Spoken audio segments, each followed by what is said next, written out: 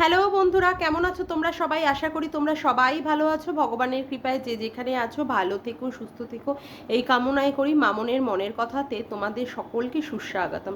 প্রচণ্ড পরিমাণে গরম পড়েছে, তোমরা কিন্তু প্রচুর প্রচুর পরিমাণে জল খেও। আর বাইরে যদি বেরোও, একান্ত যদি দরকার খুব হয়, তাহলে অবশ্যই ছাতা, সানগ্লাস এগুলো কিন্তু অবশ্যই ব্যবহার করবে এবং যতটা পারবে সুতির জামা কাপড় পরে বাইরে বেরোনোর চেষ্টা করবে। আর 10টা থেকে বিকাল 5টা পর্যন্ত না বেরোনোর চেষ্টাটাই করবে। অবশ্য যাদের বাইরে বাইরে চাকরি বা বাইরে সূত্রে যাদের বেরোতে হবে তাদের অবশ্যই বেরোতে হবে। তারা অবশ্যই বেশি বেশি করে পরিমাণে জল খাবে আর সাথে করে গ্লুকন ডিটা নিয়ে যাওয়ার চেষ্টা করবে। মানে ব্যাগের মধ্যে গ্লুকন ডির জলটা করে নিয়ে তোমরা সবসময় যাওয়ার চেষ্টা করবে। আমিও খুব ভালো আছি। আবার আরেকটি নতুন কন্ট্রোভার্সিয়াল ভিডিও নিয়ে তোমাদের সামনে চলে এসেছি। আজকে সন্দীপ ভাই দেখিয়েছে যে সে 19 তারিখে কোথায় গেছিল, সে কোর্টে গেছিল এবং কোর্টে যে ফর্মালিটিস আছে এবং কোর্টে যে সমস্ত কাজকর্মগুলো আছে সে সুন্দরভাবে করেছে। করার পরে সে বাড়িতে এসেছে, বাড়িতে এসে তার মায়ের সাথে হাতে হাতে যথোপযুক্ত কাজ করে দিয়েছে। ধান সেদ্ধ করা থেকে শুরু করে, গাছগুলোতে জল দেওয়া থেকে শুরু করে, বাচ্চাটাকে সময় দেওয়া থেকে শুরু করে, বাচ্চাটাকে পড়াশুনো লেখাপড়া শুরু করার পরে তারপরে সে আমাদের কাছে কিছু বক্তব্য রেখেছে। এখন আমি আমাদের ধবলি রানীকে বলি, অনেক তোর ঘামান্ড না, অনেক তোর অহংকার, যে তোর মুখ না দেখালে বাড়িতে টাইলস বসবে না, তুই না থাকলে বাড়িটা নাকি একেবারেই অচল, তুই না থাকলে তোর সন্তানটা মানুষ হবে না। দেখ তুই একবার সন্দীপ ভাইয়ের ভিডিওটা, তোকে ছাড়াই কিন্তু তাদের বাড়িটা খুব সুন্দরভাবে তৈরি হয়ে গেল। সেখানে টাইলস থেকে, মার্বেলস থেকে, ফলস সিলিং থেকে শুরু করে আসবাবপত্র, এবার বলবি আসবাবপত্র তো বাইরের থেকে এসেছে সেটা বাদ দে, কিন্তু বাদবাকি যে সমস্ত জিনিসগুলো তুই আশা করেছিলিস তোর দ্বারা হবে এবং তোকে ছাড়া নাকি জিনিসগুলো একেবারেই হতে অসমর্থ, আজকে কিন্তু সেগুলো পুরোপুরি ফুলফিল হয়েছে। আর তুই নিজে চোখে দেখ, তুই নিজে চোখে দেখ তোর ছেলেটা কি সুন্দরভাবে, মানে তার বাবার কাছে কি সুন্দরভাবে বড় হয়ে উঠছে। এটা কিন্তু বলতে আর অবকাশ লাগে না। বাচ্চাটা কি সুন্দর ABC, ডিটা অবশ্য পুরোটা সে পূর্ণ করলো না তার মন মর্জি বা খেয়ালের বশবর্তী হয়ে, কিন্তু সত্যি কথা বলতে ছেলেটা ওইখানে যেন প্রাণবন্ত, মানে প্রাণোচ্ছ্বাস বা প্রাণোজ্জ্বলভাবে সে ওখানে বড় হচ্ছে। এবং সন্দীপকে সে বারংবার বলছে যে তাকে যেন অবশ্যই জানিয়ে যাওয়া হোক। বাচ্চাটা যে আস্তে আস্তে বড় হচ্ছে, সত্যি কথা বলতে সুন্দরভাবে বেড়ে উঠছে, এটা দেখে না মনটা প্রচণ্ড পরিমাণে ভরে গেল।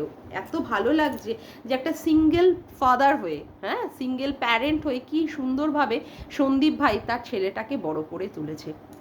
এবার হচ্ছে আসি কোর্টের ব্যাপার। 19 তারিখে একটা বিশাল বড় একটা ডেট ছিল যেখানে রানাঘাটে দুই পক্ষকেই হাজির হওয়ার কথা বলা হয়েছিল। সেখানে সন্দীপ ভাই তার উকিল নিয়ে যথোপযুক্ত সময়ে সেখানে উপস্থিত হয়ে গেছে, কিন্তু আমাদের ধবলা রানী কিন্তু সেখানে উপস্থিত হয়নি কোনো কারণবশতই ছাড়াই। এবার সবাই জিজ্ঞাসা করবে যে কোনো কারণ ছাড়াই, মানে কি কারণে সেখানে উপস্থিত হতে পারলো না।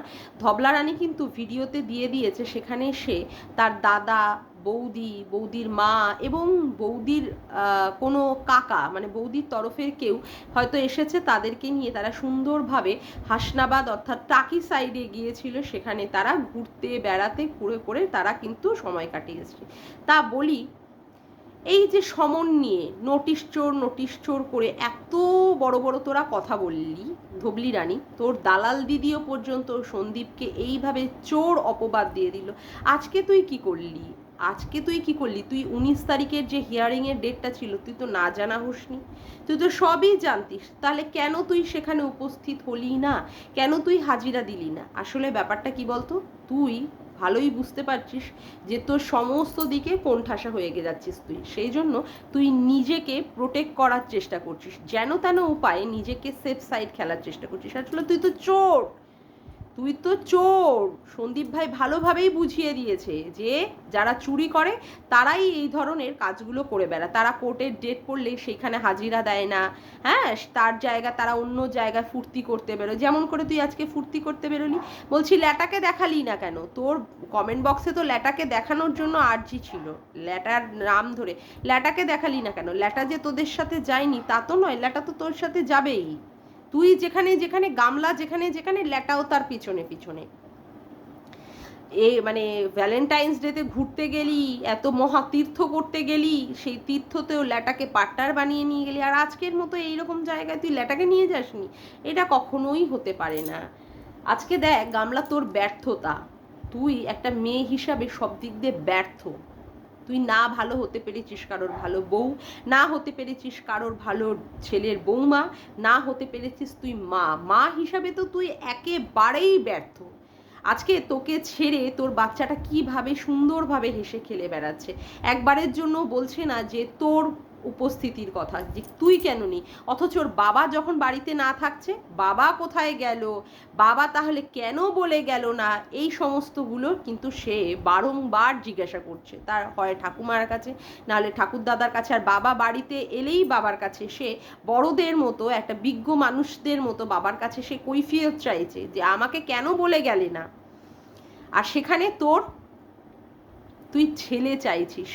সত্যিই কি তুই ছেলে মানে কে এইভাবে মানুষ করতে পারবি? আজকে সন্দীপ ভাই যেভাবে মানুষ করছে আমার তো মনে হয় না যে ছেলে আদৌ তোর কাছে যাবে। যদি বিচারপতি, মহামান্য বিচারপতি সবার সামনে যদি জিজ্ঞাসা করে ছেলেটিকে যে সে কার কাছে থাকতে চায়, আমি তো 100% শিওর বাচ্চাটা একেবারেই বলবে যে সে তার বাবার কাছে, অর্থাৎ সন্দীপ ভাইয়ের কাছে সে থাকতে চায়। কারণ বাচ্চাটা প্রচণ্ড পরিমাণে ম্যাচিওর। ঠাকুরের মানে জামা নেই, একবার বলার পরেই সে তার বাবাকে বলে দিয়েছে 5খানা জামা এনো, একটা না, দুটো না, তিনটে না, 5টা জামা। আবার ঠাকুরকে বলছে এই যে তোমার যে সুন্দর জামা, গতকালের ভিডিওতে আমরা দেখেছি ঠাকুরের পায়ে দিয়ে, মানে অসম্ভব সুন্দর একটা ভালো ছেলে সে তৈরি করছে। তার বাবার ছত্রছায়ায় না সত্যিই সে একটা ভালো ছেলে, ভদ্র ছেলে তো সে তৈরি হবে। তাকে দেখে না মানে প্রাণটা পুরোপুরি জুড়িয়ে যায়। তার আদো আদো কথা, আদো আদো শব্দ মানে শুনতে গেলে, বা তার হাসি, এইটাতে সত্যিই খুব সুন্দর লাগে বাচ্চাটার এইভাবে বেড়ে ওঠা। আর গামলা, তোকে বলছি, মানে তোর আবার বডি শেমিং নিয়ে প্রচণ্ড পরিমাণে অসুবিধা। তা বলছি নাইট মানে হ্যাঁ হাতা কাটা চুড়িদারটা পরলি, চুড়িদারের মানে যে হাতাটা, সেটা আবার ওইভাবে কোমরের ওখান থেকে আবার দেখাতে হয় যে এই যে তার হাতা, এই যে তার হাতা। লোকেরা জানে না যে হাতা কোথায় লাগানো থাকে? যদি বাইরে থেকে কোনো রেডিমেড চুড়িদার বা কিছু কেনে কেউ, সেটা আবার ওইভাবে ক্যামেরার সামনে এইরকমভাবে কোমরের ওখান থেকে আবার তুলে তুলে দেখাতে হয় এই যে হাতা। মানে কি জঘন্য, মানে কোনো কিছু বোধ বুদ্ধি বলে কিচ্ছু নেই। আসলে শিক্ষাই তো নেই। ছোটবেলা জন্মের পর থেকেই তো শুরু করেছিস প্রেম, এত প্রেম যেতে 18 বছর পূর্ণ হতে না হতেই তোর বাবাকে পাত্রস্থ করতে হয়েছে সন্দীপের ঘাড়ের মধ্যে। ভাবছি যে আমার ঘাড় থেকে মুক্ত হয়ে যাক, এই মেয়ে কোথায় কি করে করে বেড়াবে, আর কোথায় কোন চরম অপমানের দ্বারস্থ হব, তার থেকে আগে আর একজনের ঘাড়ে আগে ঝুলিয়ে দিই, সে তারপরে বুঝুক গিয়ে, তাই না? সে তারপরে বুঝুক। কোনো বোধ বুদ্ধি শিক্ষা দীক্ষা কিছুই নেই। আসলে গামলার মধ্যে ল্যাটা মাছকে নিয়ে খেলাবি, হ্যাঁ, ল্যাটা মাছটার মানে পিচ্ছিলটাকে সারা শরীরে অনুভব করবি, তাহলে আর কি করে বুঝবি? তাহলে শিক্ষা দীক্ষার মর্যাদা বা কোনটা করা উচিত আর কোনটা করা উচিত না সেটা আর বুঝবি কি করে? সেই বোধ বুদ্ধি তো তোর এখনও তৈরি হয়নি। অথচ প্রেমটা করার বেলায় কিন্তু তুই খুব দক্ষ। স্বামীর কাছে বসে, স্বামীর বিছানায় বসে বসে কিভাবে পরপুরুষের সাথে সেক্স চ্যাট করতে হয়, হট চ্যাট করতে হয়, এইগুলো খুব ভালো শিখে গেছিলিস। কিন্তু ক্যামেরার সামনে কোনগুলো দেখানো উচিত, কোনগুলো দেখানো উচিত না, এই বোধ বুদ্ধি তোর আজও অবধি হলো না। গেলি না কেন আজকে? মানে কালকে গেলি না কেন? 19 তারিখে বড় বড় করে টাইটেলে লিখেছিস যে 19 তারিখে তুই ঘুরতে গেলি বা অমুক করতে গেলি, কেন তোর সৎসাহস ছিল না? সন্দীপ ভাইকে তো অপরাধী বানিয়ে রেখে দিয়েছিলি। সন্দীপ ভাই তোর ওপরে এত অত্যাচার করেছে, বাবা ডোমেস্টিক ভায়োলেন্সে তুই জর্জরিত, তোর শাশুড়ির মানে তোকে অ্যাটেম্প টু মার্ডারের মতো নিয়ে গেছে পজিশনে। তাহলে কালকে সৎসাহস নিয়ে কোর্টে গেলি না কেন রানাঘাটে? সেখানে টাকিতে গিয়ে ঘুরে বেরিয়ে মস্তি করে দিনটাকে কেন উড়িয়ে দিলি? সৎসাহস নেই তো তোর সৎসাহস নেই, সেই জন্যই তুই যেতে পারিসনি। তুই তো ভীতু, তুই আদৌ তুই জানিস যে তুই সব দিক দিয়ে কোন ঠাসা হয়ে যাচ্ছিস? ওই যতই লুরু বেঙ্গু থেকে যতই তোর মাথার হাত দিক তোর সফিস্টিকেটেড ননদ কাম দিদি, তুই ভালোই জানিস যে তোর কেসটা জোরালো নয়, তার জন্যই তুই কি করছিস? তুই নিজেকে সরিয়ে রাখার চেষ্টা করছিস। সন্দীপ ভাইকে খারাপ প্রমাণ করতে গিয়ে তুই তো মানে ভালোই বুঝতে পারছিস যে তোর চরিত্র বাজারে বিক্রি হয়েছে। সন্দীপ ভাই আর কি তোকে বিক্রি করবে? তুই তো অলরেডি নিজেকে বিক্রি করে দিয়েছিলিস, অলরেডি তুই ল্যাটার কাছে নিজেকে ধরা দিয়ে দিয়েছিলিস। তারপরে কথা হচ্ছে তুই কমিউনিটি পোস্টের মাধ্যমে তুই তো সব কিছুই বিক্রি করে দিয়েছিস সোশ্যাল মিডিয়াতে, যে তুই তোর নিজের খাজানা বিক্রি করছিস। তুই তোর শরীর বিক্রি করার জন্যই তুই বাইরে থেকে বেরিয়ে যাচ্ছিস, মানে শ্বশুর বাড়ি থেকে বেরিয়ে যাচ্ছিস। তারপরেও কেন যে তোর দালাল দিদি বারংবার ভিডিওতে বলে তোর বর নাকি তোকে বিক্রি করেছে। আরে যে মেয়ে নিজেই বক্ষ যুগল দেখিয়ে দেখাচ্ছে শরীরের কোথায় কোন কোন পার্টস আছে, শরীরের কোন অংশ কতটুকু, কোন অংশের মেজারমেন্টের কতটুকুতে যায়, তাকে আবার কি বিক্রি করবে? তাকে আবার কি বিক্রি করবে তার স্বামী? সে তো দায়িত্ব সহকারেই নিজেকে বিক্রি করে দিচ্ছে তার শরীরের খাজানা। আর এত মানে গরম দেখালি যে নোটিশ গেছে, তাও সন্দীপ ভাইরা নাকি উপস্থিত হয়নি, অমুক করেনি। তা এই যে 19 তারিখের ব্যাপারটা, সেটা তো সব জায়গায় তুই ভালো জানতিস, কারণ তোর বাড়িতে নোটিশ গেছে, তোর বাড়িতে নোটিশ গেছে এবং সমস্ত কন্ট্রোভার্সিয়াল ক্রিয়েটারদের কাছে এই ব্যাপারটা জানা ছিল যে 19 তারিখের একটা কিছু ব্যাপার হবে। তা সেখানে তোর তো উপস্থিত থাকার কথা ছিল, সুন্দরভাবে সেটাকে মানে মানে কি বলবো কাটিয়ে বেরিয়ে আসলি, তাই তো। আর এই যে দালাল দিদির মানে কি বলবো, দালাল দিদির এত চিন্তা, 3 মাসের বাচ্চা রুমালিকে কেন বাবা মানে মা দুজনে মিলেই একসঙ্গে করে বাড়ি থেকে বের করে দিল, বাড়ি থেকে এমনভাবে দেখালো যেন আস্তা কুড়েতে ছুঁড়ে ফেলে দিয়েছিল। বাচ্চাটার এমন পারবারিশ যেন শকুন কুকুর শেয়াল বিড়ালে সব নাকি ছিঁড়ে ছিঁড়ে খেয়েছে এমনভাবে। হয়তোবা তাদের আর্থিক, জানি না এখন কোন কি পরিস্থিতি, আমার মনে হয় হয়তোবা কোনো আর্থিক পরিস্থিতি খারাপ ছিল, সেই জন্য হয়তো মেয়েটাকে মানুষ করার মতো তখন সেই অবস্থায় হয়তো সচ্ছলতা ছিল না, তাই কাকে দিয়েছে? তার মামার বাড়িতে দিয়েছে, তার দিদার কাছে, অর্থাৎ শিলা দেবীর মায়ের কাছে। এতে করে এমন ভাব করে দেখানো হচ্ছে যেন কোনো আস্থা বলে বা জঞ্জালে তাকে ফেলে দেওয়া হয়েছে, তাকে শিয়াল কুকুর ছাগলে বিড়ালে সব মনে ছিঁড়ে ছিঁড়ে খেয়েছে, তার আর কোনোভাবেই সে মানুষ হতে পারেনি। আর আজকে মানে কি বলবো, ছেলেমেয়েরা আর বলার অপেক্ষায় রাখে না। এই যে ছেলেমেয়েরা, বিশেষ করে আমি আজকে দেখছি যে শিক্ষিত ছেলেমেয়েরা, লোকে বলে শিক্ষার খুব বড় গুণ, শিক্ষার আলোতেই মানুষের এমনভাবে প্রজ্বলিত হয়, তার জ্ঞান বিকশিত হয়, কোনটা ভুল কোনটা ঠিক, তাই তো। কিন্তু আজকালকার দেখি শিক্ষিত ছেলে মেয়েরাই বাবা মায়ের সাথে যে কি ব্যবহার করে সেটা বলার আর অবকাশ থাকে না। বাবা মায়ের সাথে তারা থাকতেই পারে না তাদের পরিবারকে নিয়ে, বাবা মাকে আলাদা জায়গায় থাকতে রেখে দেয় এবং নিজেরা আলাদা ফ্ল্যাট কিনে হোক বা বাড়িতে হোক, আলাদা বাড়ি করে হোক, সেখানে চলে যেতে হয়। বিশেষ করে ছেলেকে, মেয়েদের তো অন্য জায়গায় পাত্রস্থ করতেই হয়। আবার কি দেখা যায়, মাকে বা বাবাকে বৃদ্ধাশ্রমের মতো জায়গায় পাঠিয়ে দিতে হয়। এই বিশেষ করে শিক্ষিত ছেলেরাই বা শিক্ষিত পরিবারের মেয়েরাও এরকম তার বাবা মায়ের সাথে করে। কারণ মান্নাদের ক্ষেত্রে আমরা এরকম একটা কথা শুনেছিলাম যে মান্নাদের লোক সম্মুখে বলেছিলেন তার মেয়ে তাকে ঘরের মধ্যে বন্দি করে রেখে দিয়ে গেছে, তালা দিয়ে রেখে গেছে। সেইখানে কোনো একজন মানে প্রযোজক, মিউজিক প্রডিউসার হয়তো তার সাথে হয়তো একটা ডেটের ব্যাপারে আসতে চেয়েছিলেন, মান্নাদের জানিয়ে দিয়েছিলেন যে তার বাড়িতে যেন না আসা, কারণ তার সোকল্ড শিক্ষিত মেয়ে, সোকল্ড অ্যারিস্টোক্রেট মেয়ে, তার বাবাকে কোথায় কি করেছে, বাবাকে ঘরের মধ্যে বন্দি করে রেখে দিয়ে গেছে। মানে এগুলো আমরা হামেশাই দেখি। মাকে বাবাকে স্টেশনে ফেলে রেখে দিয়ে ছেলে মেয়েরা চলে যায়, বাবা মাটা এতটাই বোঝা হয়ে যায়, তাই না।